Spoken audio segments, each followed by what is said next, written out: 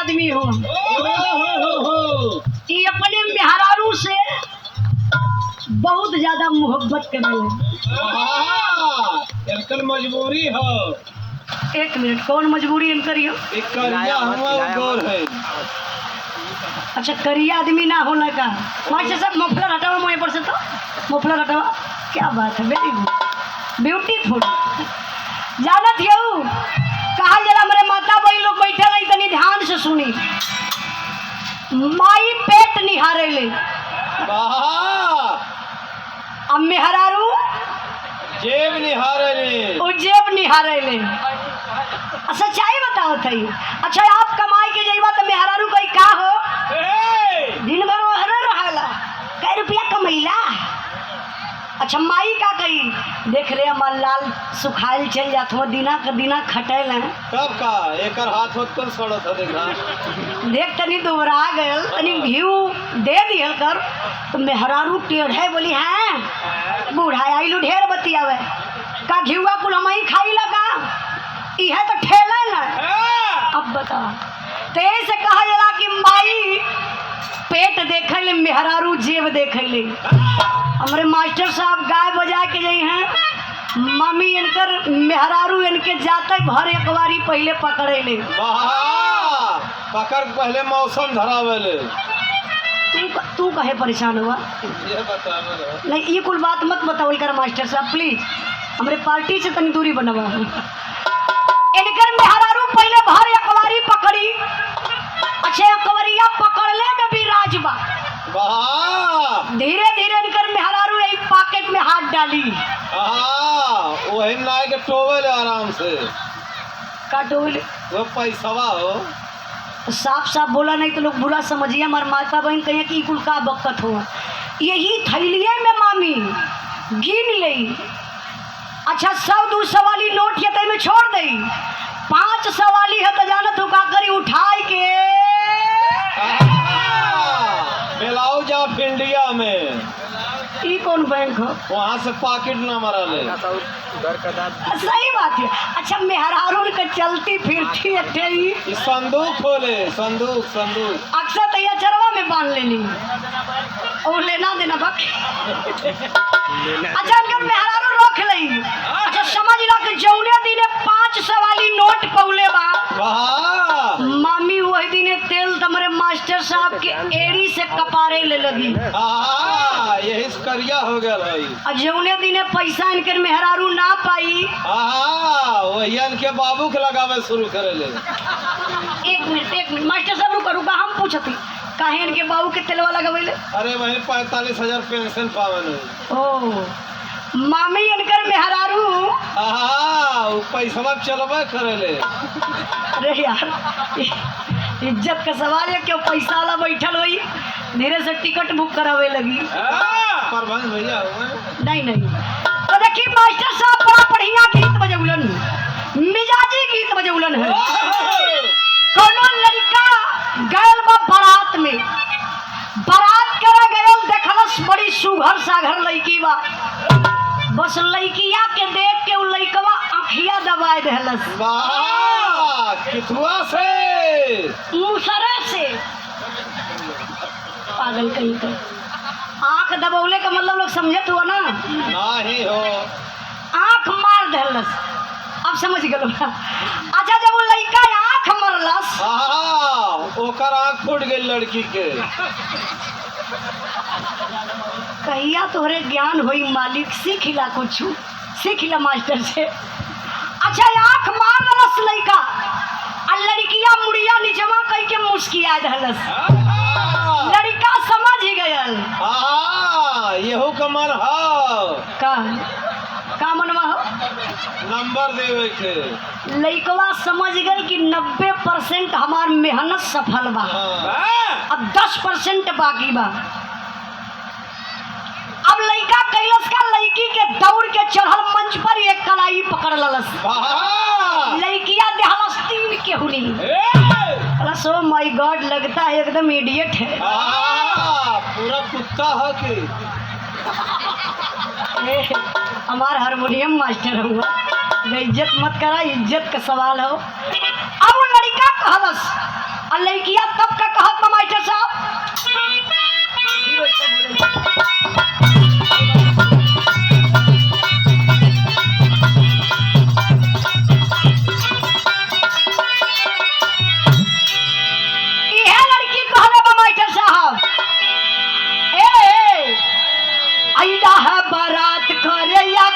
हमसे बात करे।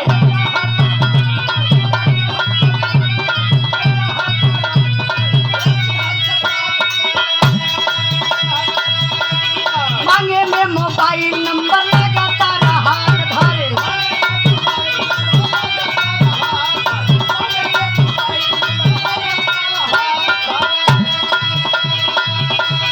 आइला है बारात करे या कि हमसे बात करे। मांगे में मोबाइल नंबर लगातार हाथ धरे। चोरी खोला धारे बालो, पापा के बारे बालो।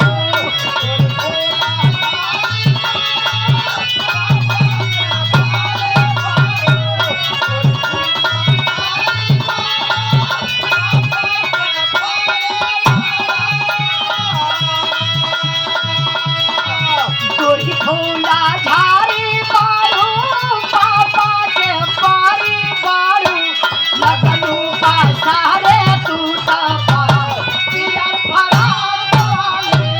लगलू बासारे तू तपा पिया फरार वाले। पावर ब्रेक ए भैया के कसत हुआ हो उन्हीं से ठीक बोल के फिर वैसे बोले लगे थे। हेलो देखा इधर गेंद ना खोलबा तो मजा ना आई, बैठक चल जाई। हमारे जय भैया के दीदी जी के तरफ से देखा ऐसे खोल के रखल कर ये विराह का system. Hello hello hello hello तो उन्हीं से शुरुआती में ठीक बोलना फिर बैठे लगल है। समझे तू बनो ना समझे हमके सुना तो ना कहत हुआ कि बना ला। ये देखिए हमारे जय भैया के सिस्टर जी हमारे बड़की दीदी जी की तरफ से नमो का भैया दीदी की तरफ से 151 रुपए का पुरस्कार बहुत बहुत प्रणाम आशीर्वाद का चाह रही। सब भाई के नमस्कार प्रणाम मास्टर साहब झटके में आवा था।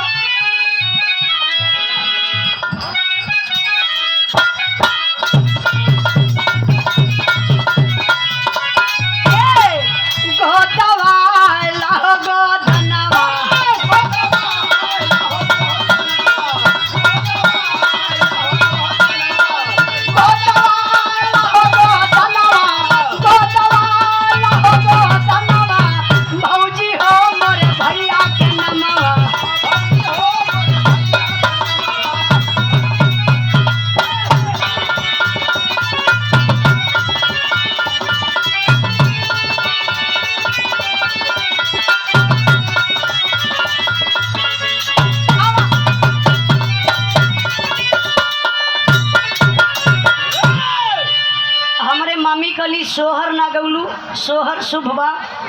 शुरुआत में भी आप लोगों का फरमाइश है लोग के पूरा करी गल। 2 लाइन हम सोहर गा देती उसके बाद एगो बिरहा आप लोगों के सुना देती। ये देखिए हमारे धर्म के भैया बड़ा ही मान सम्मान मिलता है। परमहंस यादव जी बड़े भैया जी की तरफ से पुनः 200 रुपये का पुरस्कार राइस मिल जीएनपुर के धरती से बहुत बहुत भैया के प्रणाम आशीर्वाद का चाह रही। भाभी अब जल्दी ना नहा अच्छा अब रुको ना ठीक ना ये तुम चाहता रही है। आए इंद्राज भाई बतावल जला गड़बड़ में सड़बड़ भैया अब यहाँ ना जय साहब का पता चलत है हम लोग कूद कूद के खूब चलत रहो। कहाँ गई जय साहब अब ना जय साहब का पता चलत है ना वो लड़का का पता चलत बा जो लड़का का जन्मदिन बा न लड़का के माई का पता न लड़का के बाबू का न लड़का के मम्मा के पता है। अब हम बड़ा कंफ्यूज हो गई लड़का का केहू न बा अब हम कुल जुगाड़ हम ही के करे के बा कहा जला ये भौजाई गड़बड़ में सड़बड़ भयल गड़बड़ में सड़बड़ भयल बिना बाप का लड़का भयल अब लड़का भयल कब जब ओकर माई न रहल तब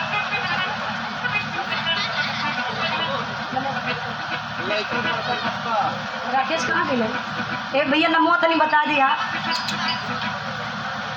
मिठाई ला लिया दो हमारे राकेश बड़े भाई का जिगरी दोस्त हैं बहुत मान सम्मान मिलेला ये 1 रुपये का पुरस्कार ये सोहर के बहाव पर कि सोहर गावे के बाद लड़का का बड़का पापा हुआ।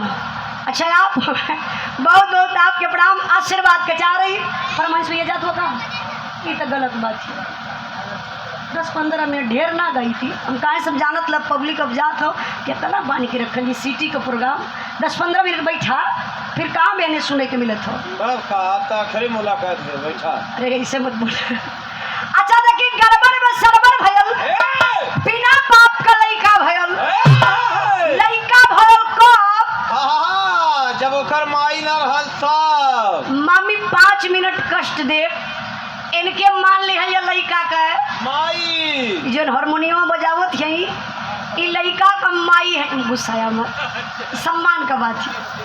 कहा तो अच्छा ठीक है ई लड़का का माई ई लड़का का पापा भाई लड़का का भैया पंकज भैया लड़का का चाचा आचल जी लड़का का मौसी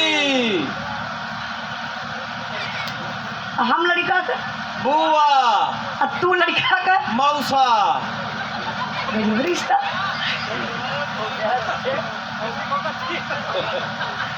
अच्छा ये लड़का का भरल पुरल परिवार हो। मान ला इनके गर्भ बा ई गर्भ में है ये समय ए गर्भ में ना है इनके गर्भ हो। अच्छा गलत बोल दली हाँ।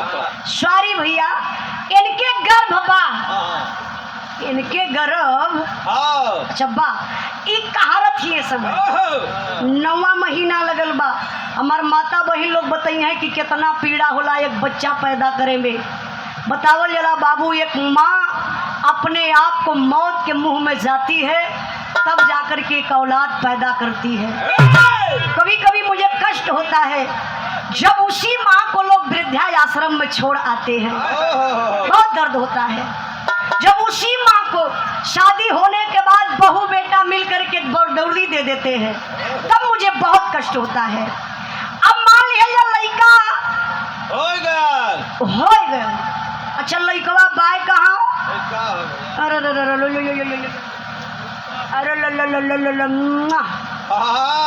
पैरवा हरा खराब पेशाब ना करे हरा अरे लड़कन से मोहब्बत करिए। अरे ओकर मौसी से वो बगलिया है।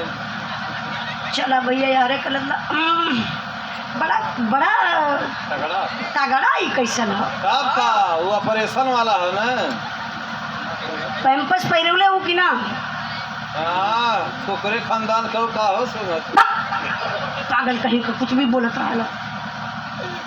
इज्जत का बात है हमारा आजमगढ़ जिला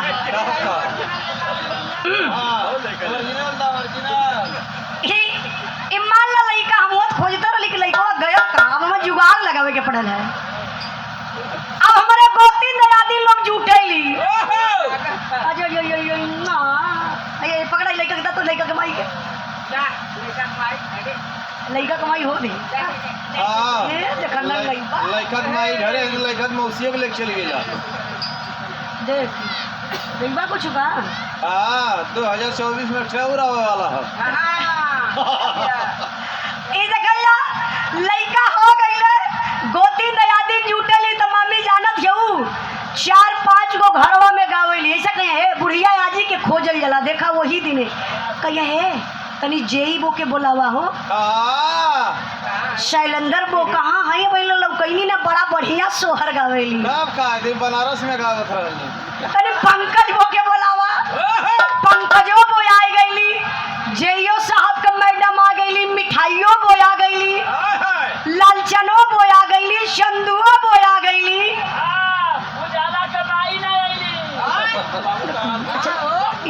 पाऊ काल हम करना। अच्छा हमार माई आई के क्या करिए। अच्छा अब गोती दयादी जुट गई है तो मामी 4-5 गो घरवा में गावली एक के बहरवा 2 ठे बतियावली कहीं हे वही लइकवा के देखलो के पड़ल हो भैया माई का मछ लइकवा का मुहवा तो धैले एकदम ओकरे माई के हो। अरे जेई साहब के हो लइकवा का नकिया तो ओकरे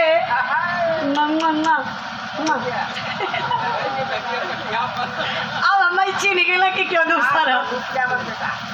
अच्छा अब गोती दयादी गावेली बतियावेली आशीर्वाद देली ए शोहर के भाव पर सम्मान के लिए हमारे बड़का भैया जय भैया शैलेंद्र यादव जय साहब हमारे धर्म के भैया हैं। बड़ा ही मान सम्मान मिलता है। भैया की तरफ से बहुत बहुत प्रणाम। अरे लड़का का मम्मा कहाँ है? गड़ियन सुतल ले यहाँ जैसा लड़का का बाबा है आगे।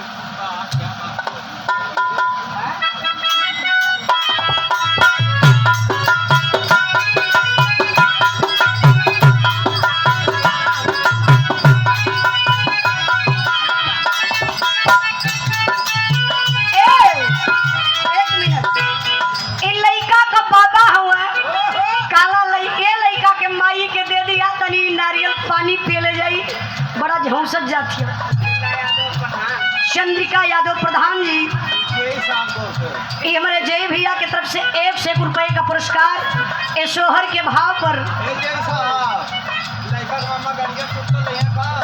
100 रुपए का पुरस्कार दे के सम्मान कैलन। वह लड़का के माई के ना ए लड़का के माई के पुरस्कार मिलत बा ना।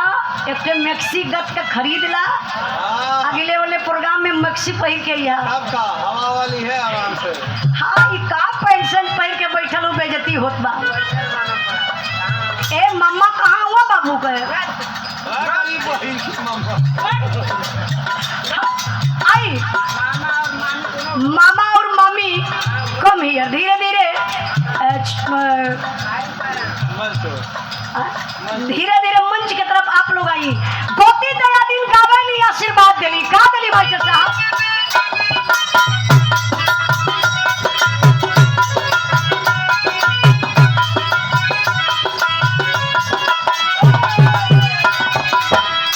इहे गावेली है जुग जुग जी है तोरा लाला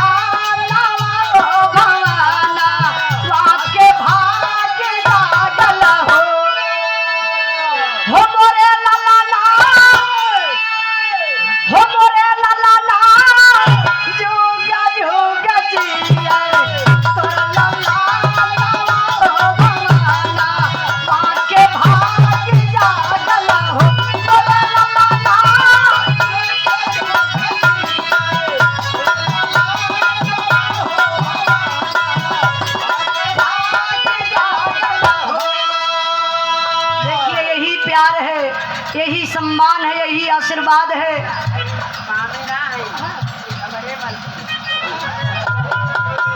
ए भैया तू कन्हैया बनवा का? हम चिन्ह नहीं ला ऐसे ऐसे मान ना मांगा। देखिए यही प्यार है, मौज मस्ती का दिन है। एक से घर वाली एक से बाहर वाली। हमरे वैभव बाबू का मामी है ना। अच्छा वैभव, अरे भैया तू कन्हैया होगा हो। वैभव बाबू के मामी और मामा बड़े ही दिलेर हैं। मामा और मामी मामी मामा का तैयारी रहा। मामा का तो उजाला का सुन ले तब जाई। मामा एक लिए बहुत बहुत धन्यवाद। लड़का का हुआ कि ना मामा? दो लड़का हुआ ना तब बताया तू का करवा व्यवस्था न। अरे भौजाई हमारे से बनवा करी, ये छोट देवर हुआ हमार भाई हुआ। लेकिन देखिए यही प्यार है। बहुत बहुत हम धन्यवाद देते बानी अपने भैया भाभी के, जे वैभव बाबू के मामा मामी हैं। ये 500 रुपए का पुरस्कार मतलब 1000 रुपए का पुरस्कार देकर के सम्मान के लिए एक बार जोरदार ताली बजा के आप लोग स्वागत कर दी। क्या बात है, फुल एनर्जी। मामा बन जाए कि ना ना। हाँ बैठा आराम से, मामी के हम पटा ले ला। हमार के मौखवन दहलो पटावे गोती नया दिन गावे लिखा है लिखा।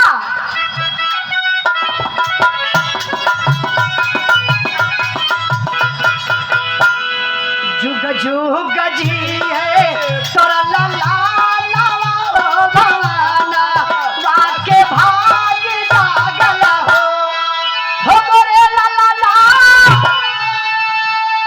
हो मोरे लाला ना। जुग जुग जी है तोरा लाला लावा भवाना वाके भाग जागल हो मोरे लाला ना।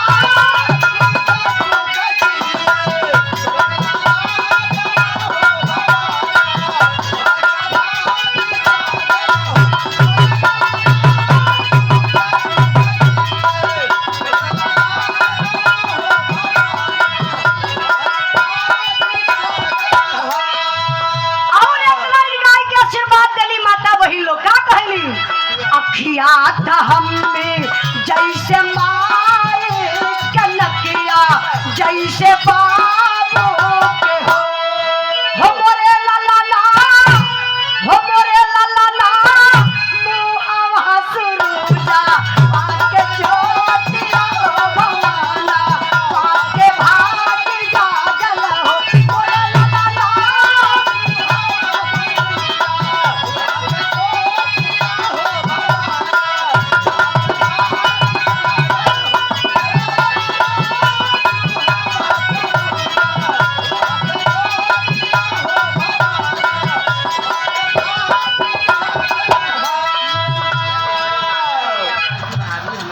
अच्छा ई हमरे जय साहब के माता जी सच्चाई बा हमरे गुरु जी माननीय प्यारे लाल कवि जी एक लाइन बड़ी ऊंची लाइन लिख दहलन कि अमृत का धार केहू केतनो पियाई एगो माई बिना कैसे का करजवा जुड़ाई एगो माई बिना।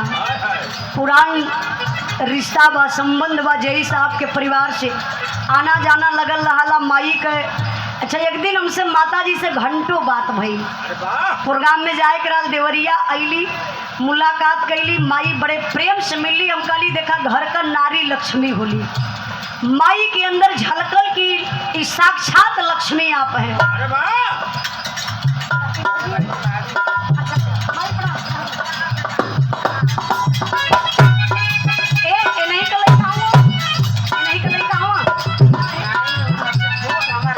अच्छा अच्छा तो वो कहाँ है लड़का का मम्मी?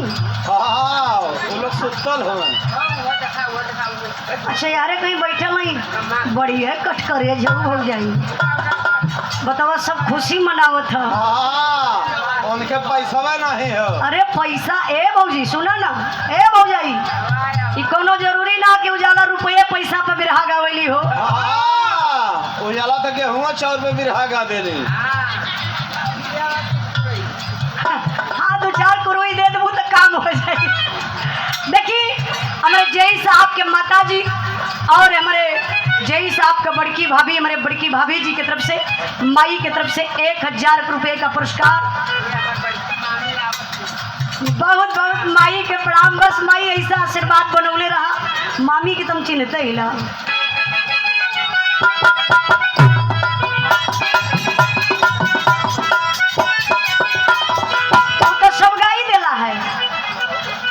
ये लड़का का माई है। एक बार तनी ताली बजा के आप लोग स्वागत करा। सेतिये में पा गई। हाँ जितना मेहनत तू कर ले तू का जनवा। सच्चाई बात हमार माता बहन लोग बताइए कि कितना मेहनत और परिश्रम से बच्चा पैदा करेली। बहुत बहुत प्रणाम हमारे छोटकी भाभी आप बहुत ज्यादा था खाली चूतिया बनाओ। वैभव बाबू के मम्मी की तरफ से 501 रुपये का पुरस्कार। भाभी के चरणों में बहुत बहुत प्रणाम आशीर्वाद कचा रही।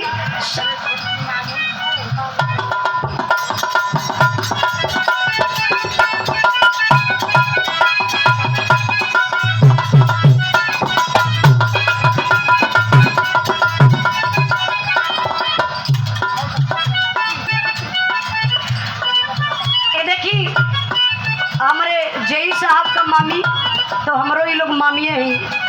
ये बड़की मामी अच्छा ये बड़की मामी आई टिकुलिया वाली छोटकी मामी। ए मास्टर साहब वो टिकुलिया देखे कहला ना देखा देखा। अरे ये बहुत वैसा आदमी हो। हाँ बहुत नियत खोर हो।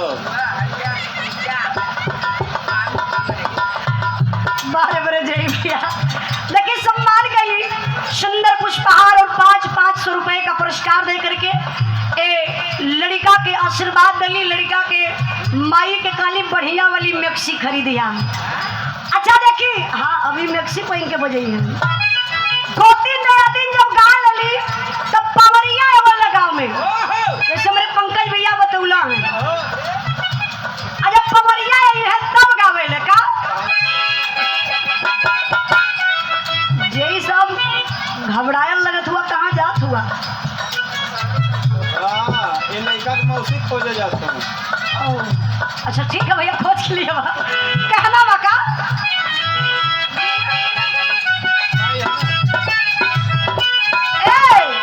भूवर भूवर वार होरिला के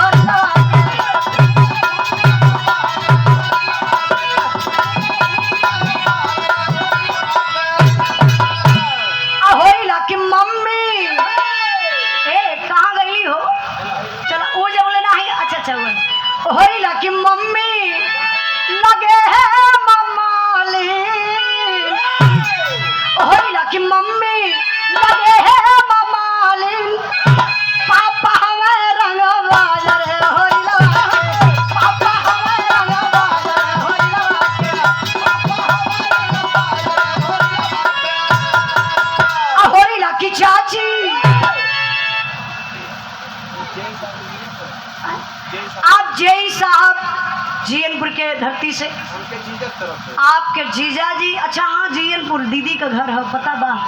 बहुत बहुत जीजा के चरणों में प्रणाम, आशीर्वाद कचा रही। 100 रुपये का पुरस्कार दे के सम्मान कैलन। अब देखिए एक लाइन और गावे लगा, होरी ला की मौसी लगे या मपाली, होरी ला की मौसी ए भैया का जात में घर है वो हर ड्यूटी देखे के फोन ना ना लाल भौजी का चलिएगा। शंका वाली बीमारी बड़ी खराब है। कुछ लोग बिरहा सुना जाला, उनके माइंड में चलत रही कहीं हमारे वाली प्रधान के बेशरम कार्ड न बनवाओ तो कहीं घरवा छोड़ के रतिया में कहीं गई न हो। अच्छा तो तर तबीयत खराब रही, घर छोड़ के कहीं चल गई नहीं तो संभारी के याद ही आई लू बिरहा उजाला का अच्छा लगी। उठी है बीच महफिल में से चल गई है। तो शंका का मरीज जे होई ओकरे बदे कोनो इलाज नहीं खे। होली ला की मौसी लगे या मरपाली, होली ला की मौसी लगे या मरपाली, मौसा हवाई शानदार रे होली मौसा हवाई शानदार रे।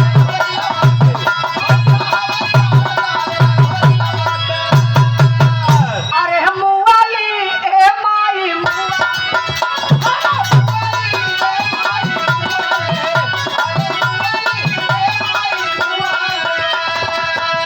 वही होरी लवाई के पीरा से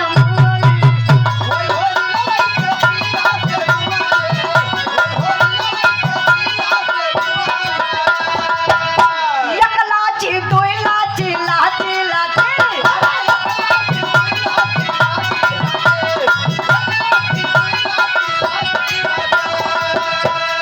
एक लाची दो लाची लाची लाची, पेट में गधेला बोलै चाची चाची।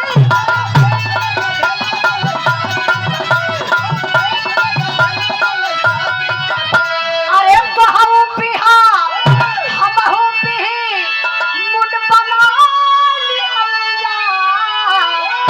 चला चदरा में यदरा मनाई है,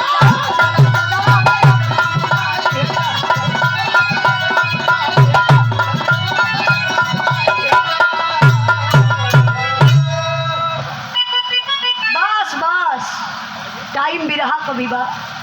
अच्छा ये बताइए आप लोग सच्चाई बतावल जाई, बिरहा के बीच में से अगर उठा बैठी होला, उठ के आप लोग घरे जाए लगला तो बिरहा का मर्डर हो जाला। अजानत या बिरहे का मर्डर ना, वह रात वह वक्त गवैया